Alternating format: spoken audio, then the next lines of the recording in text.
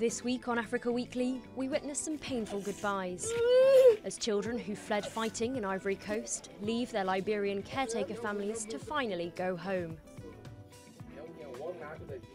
We'll be doing our accounts in Dakar on an app that's revolutionising the process for local businesses. And we'll take a look inside the battle to lead South Africa's ruling ANC party, and very likely the country. But first, a summary of the headlines this week. Fear is high in the now deserted streets in the town of Liberia in Central African Republic, after around 100 people were killed in clashes. The violence broke out just hours after the government signed a truce with rebel groups, dashing hopes of an end to the sectarian violence, engulfing the country since 2013.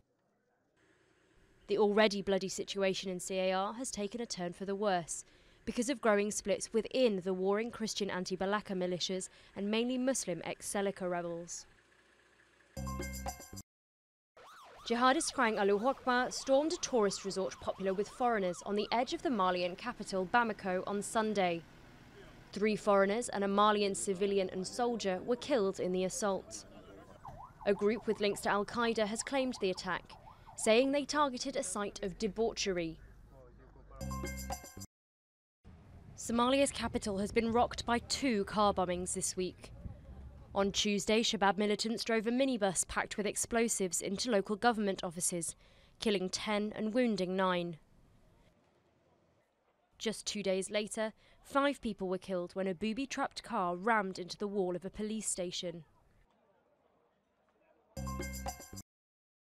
South Africa's lawmakers have been given the go-ahead by the country's highest court to cast secret ballots in a no-confidence vote in President Jacob Zuma. The country's opposition had been lobbying for a secret ballot, hoping it would embolden MPs from his party to vote for his ousting. No date has been set for the vote, and the ruling doesn't guarantee that one will take place, but commentators say the decision is still a blow to Zuma. United Nations Secretary-General Antonio Guterres has visited South Sudanese refugees at a settlement in northern Uganda. His visit comes ahead of a fundraising summit in Kampala, which aims to bring in at least $2 billion to help the country, as it struggles to deal with the influx of 1 million refugees fleeing war in South Sudan.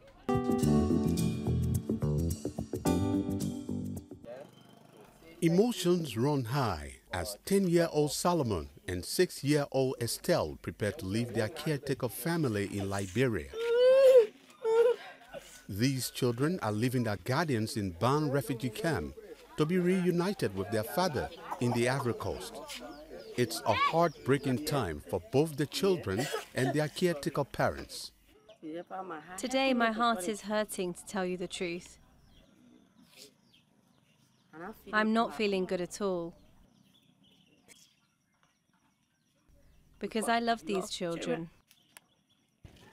Over 1,000 children were separated from their parents as they fled the post-election violence in Ivory Coast in 2010 and 2011. The International Committee of the Red Cross has tried to locate these children's families, reuniting them if both sides agree. Whenever there's a conflict, the issue of separation is always there. And because it's there, the International Committee of the Red Cross, as part of its mandate, identify children, document them, trace them, when necessary, carry out family reunification. Today, 5 children are taking a journey back to the Ivory Coast, crossing the border with single-use Red Cross travel documents. Finally, they are reunited with their families in Golelo and Ureli in Western Ivory Coast to a mixture of tears and joy. When there was an attack here, I told my wife to take the children and go ahead of me to Liberia.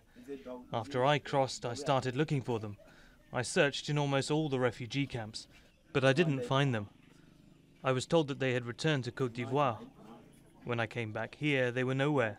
It was when the Red Cross arrived with pictures of children that I recognized mine.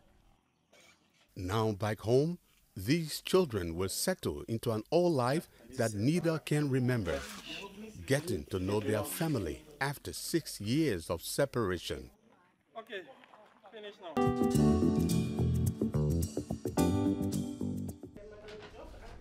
At this health food delivery company in Dakar, it's accounts time for Mariam Essietou Diagne. It used to involve piles of paperwork, but now that's been replaced by Weeby, an accounting app created in Senegal that does it all digitally. To process the bills, we used to use a ledger. It took a lot of time. We used a lot of paper and everything, and it was expensive too. But since we started to use this tablet, our work has become easier. It allows us to track a customer, to know the regular customers, the number of orders, and also the number of dishes that go out each day. Most traders in West Africa still rely on pen and paper, but digital technology is gaining ground. Although just 40 users so far are using Weeby, around 300 in the Dakar area have shown an interest. The app can be downloaded for a few dollars, or bought preloaded on a tablet for $200, with a mini printer included too. It's like a robot that allows you to analyse and save your sales figures in real time. Similar apps have also taken off, like Somtu, which only uses images and no text. Invented in Cameroon, its aim is to include everyone, no matter what their level of literacy. We're dealing with quite diverse education levels, so we wanted to make a tool without text. It's based on speech recognition, which allows users who are illiterate to use the device without any problem. Around half of Senegal's registered businesses are one-man traders. Investors hope to tap into this market, promising to cut costs and boost profits in return for going digital.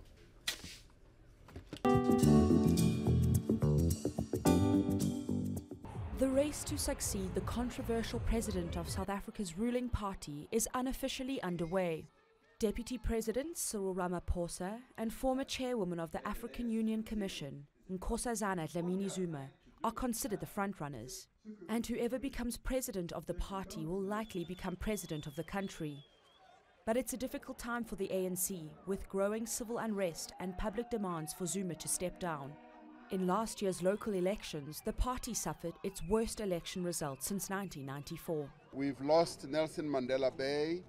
We've conceded that we've lost it, and we are going to do an introspective look at ourselves, and our members will be involved in that, and we are a party that's not going away from the political body politic of this country. Ramaphosa is criticized for his links to big business and protection of white commercial interests.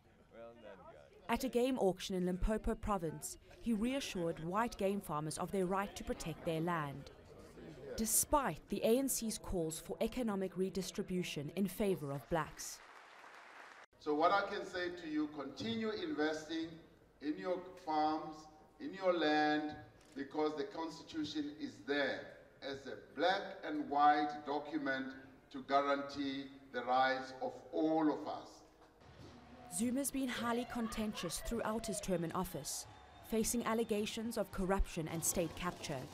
He's also created powerful patronage networks. His ex-wife and mother of 4 of his children, Nkosazana Dlamini-Zuma, appears to have his full backing in her campaign to succeed him. The ANC Women's League and Youth League have been vocal about their support of Dlamini-Zuma, organizations which allegedly benefit from the Zuma patronage system. Had it not been for the proxy wars that are in existence within the ANC, speculations are that President Jacob Zuma wants to extend his hold in power by ensuring that his ex-wife, that is Nkosazana Dlamini-Zuma, takes over from him. I'm not sure she could have made it as her own candidate. The two candidates, Ramaphosa and Dlamini-Zuma, are believed to represent the divided factions within the ANC. The ruling party will vote for its next president at an elective conference later this year. The final test of Zuma's far-reaching hold on the state.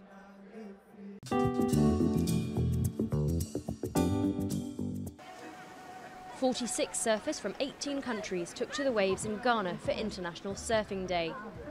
The sport is becoming increasingly popular in the West African country, with people here hoping to send a team to the 2020 Olympics, when surfing makes its debut in the competition.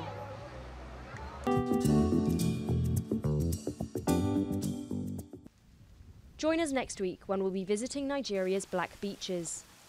Still polluted from an oil spill a year after a desperately needed multi-million-dollar cleanup program was due to begin. See you next week.